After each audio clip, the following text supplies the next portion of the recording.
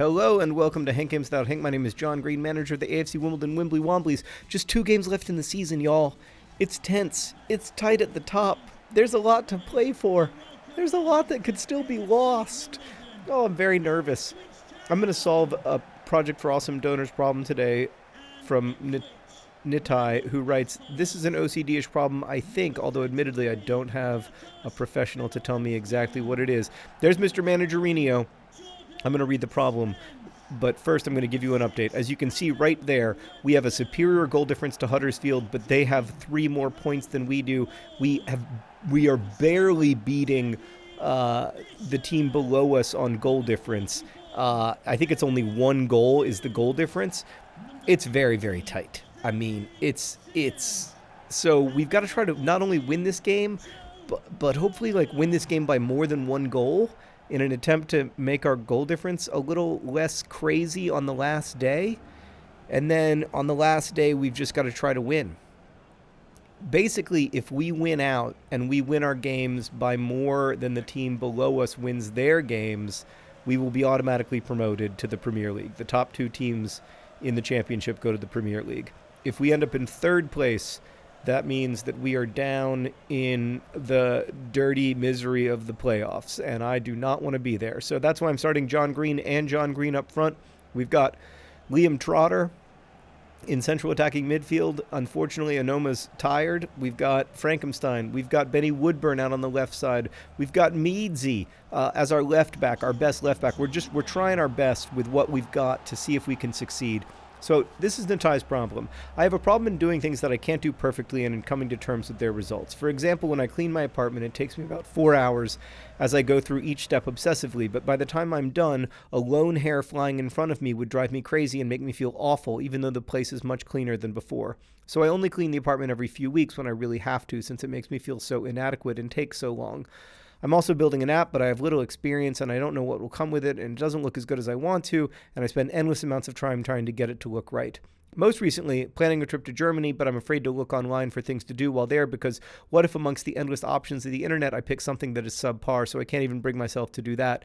The obsessiveness and the anxiety keep coming up in my life, and whether or not John has had similar feelings or problems is what I'd like to know, and how he thinks I could overcome it even partially. So, I'm not a psychologist. And I think it's really important to say that. I think we have to listen to experts in these situations and not to, semi-professional FIFA players. And so here is my solution to your problem. You need to talk to someone who is an expert about this. And I know that might be difficult for you. I don't know if it's difficult for you practically to do it. But I know I can, I know it's been difficult for me to do it even when, I had access to really good care. It still can be difficult to talk about this stuff. Get to John Green. I've been fouled in the box. I've been fouled. It's a penalty. It's offside.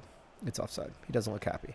That's frustrating. John Green, once again, drifting offside in a situation where I need him to be onside. And some people will say, oh, it's your fault for not hitting the A button in time.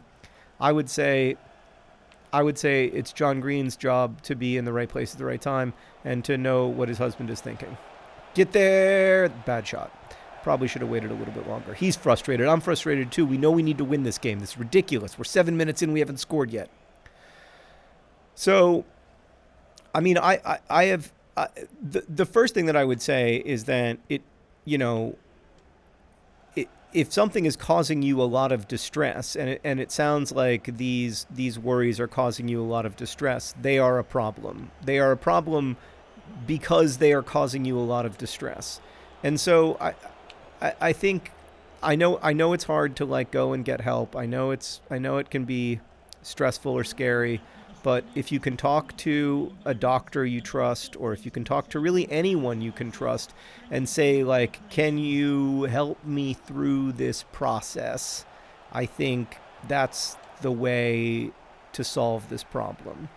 The good news, and I do think this is really important to say, is that you don't have to feel that way.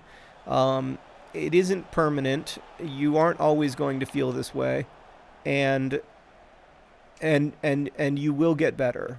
No condition is permanent.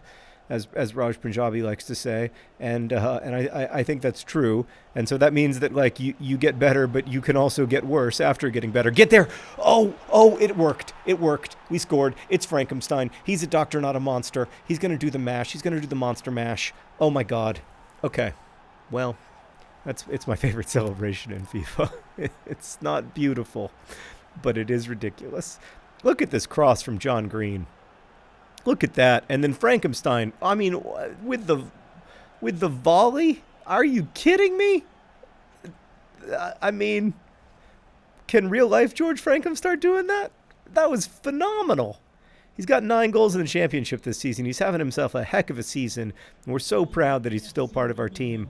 And I really hope that Frankenstein gets a start in the Premier League. Obviously, it's going to be a totally different level of competition if we get up. I don't mean to get ahead of ourselves. I mean, we could still very well not get promoted. We've got to focus on goal difference now, as I've said before. But yeah, it would be really exciting to see Frankenstein playing in the Premier League. I think the fact that it's causing you distress is enough evidence on its own that it's a problem. Like I said, I'm not a psychologist. I don't feel comfortable diagnosing people. I especially don't feel comfortable diagnosing people over the internet. So I guess instead what I'll talk about is a little bit about my experience. So my experience, which is only one person's experience and is not universal and etc., is that this stuff exists on a spectrum, right? Like everybody gets on TripAdvisor. Oh my God, it's a world-class goal from Ball John Green. It's magnificent. It's beautiful. It's everything I've ever wanted in the world. And now it's that dance again. My experience is that everybody gets on TripAdvisor and feels overwhelmed when they're trying to figure out what to do on a trip, right? Or like which hotel to stay at.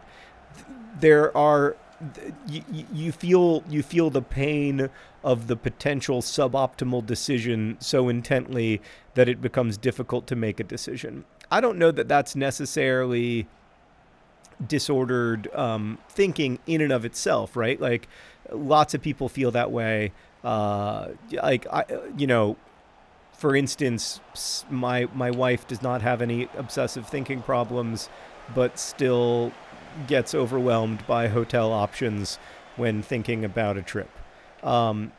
If, however, you get so overwhelmed that you begin to like avoid making decisions, or you begin to like avoid confronting, oh, it's off the post. I mean, a gentle reminder that all is not well in the state of Denmark.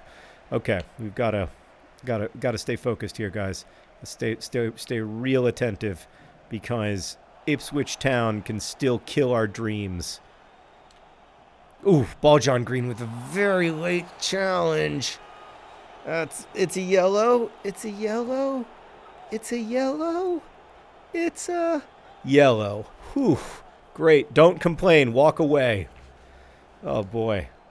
Bishop appears to be a ginger. Interesting. That wasn't a great challenge. I'm going to walk away, Ball John Green, and just say thank you for the yellow card. Good Lord. But I think where it does potentially become problematic thinking is where it stops you from being able to make plans at all, or it stops you from being able to do the things you want to do or go the places you want to go. That is a concern, right? Because like then it's not just like, oh, it's difficult to make decisions. It's I can't do things that I want to be able to do because of the way that my thinking is happening. And in my experience, at least, that's where it becomes a problem. Like my psychiatrist said to me once, like, it's a problem when it's a problem for you about my obsessive thought spirals. And that's when I was like, oh, like instead of thinking about like, is this objectively this or that, I should think like, is this a problem for me? And if it is, it's a problem. And in that sense, it's not that complicated. So yeah, it's a problem for me, and ergo it is a problem. It doesn't matter if like other people have different problems, or like if it's not as serious as this person's problems or that person's problem. None of that matters, because it is a problem for me. Oh God, get in the goal. Oh, goal line clearance. Frustrating. It's still 2-0. But, I mean, this is obviously a situation where running up the score would be incredibly useful since we are only one goal difference away from being in third place. And I don't know how much the other team is winning their game by. So I really would like... Oh, no. But the last thing I need to do is for it to go to 2-1. Clear the ball. Clear the ball, boys. It's really good passing out of the back. That wasn't the best. That wasn't the best play I've ever seen. But it's going out wide to other John Green.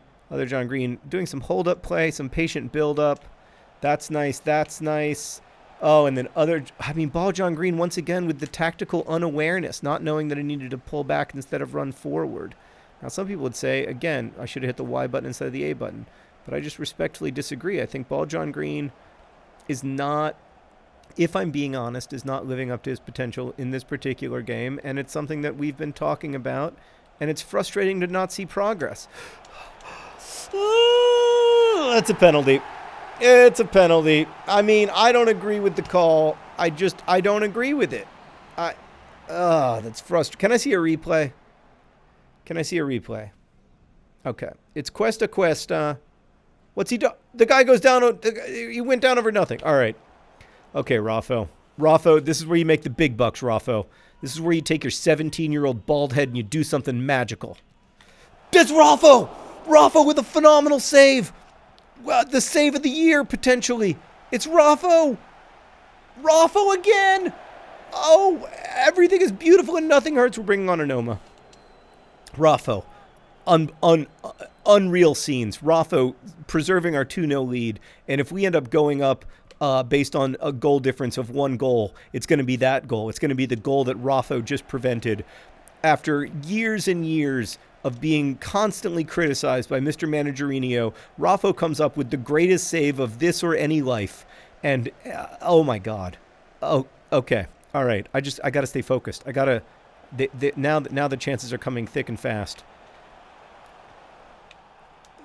So the short answer is that, when my thinking becomes in a place where it's so looped and repetitive and obsessive that I can't do the things that I want to do, it's a problem. But it's also a problem before then in a way, because if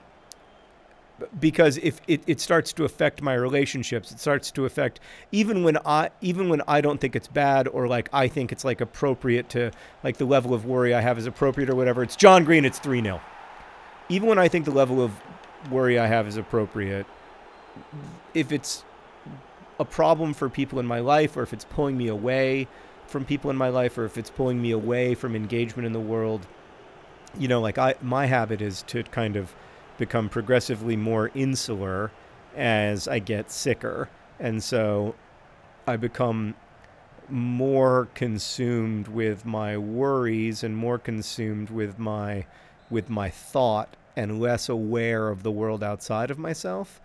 And so to me, like, that's also about listening to the people around you, or noticing that the people who are around you are not as around, like don't feel as around, or don't, or literally aren't around as much. And that also being indicative of a problem.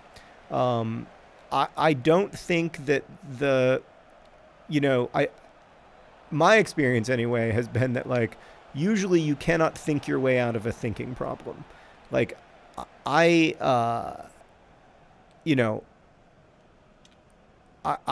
cannot like intellectualize my way to a solution for my mental illness. And for a long time, I kind of thought that, like, I could, and like, I just need to like figure out like how to think my way through this, or how to like think, better or more efficiently or whatever.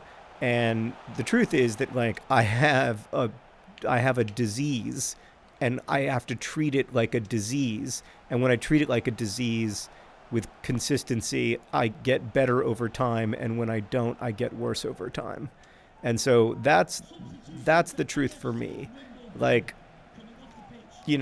I get really frustrated. I'm really frustrated right now, in fact, with the side effects of the medication that I take. And like, it's not ideal. I wish there were other solutions, but I am so much better and healthier and happier for treating my mental illness like a long-term chronic illness than I would be, or than I was when I thought like, oh, I can think my way out of this, or I can ask friends for help, or whatever. Like I needed professional help, and when I got it, things got better. Oh, I mean, very, very close to 4-0 with the last kick of the game. Benny Woodburn, I think, kicks it off the post, which is a little frustrating, or maybe it was other John Green. But look, we got a 3-0 victory out of this game. That's a big, big win going into hopefully the last game of our championship campaign, depending on whether we go to the playoffs. Oh boy, Frankenstein with a fantastic goal. Phenomenal stuff.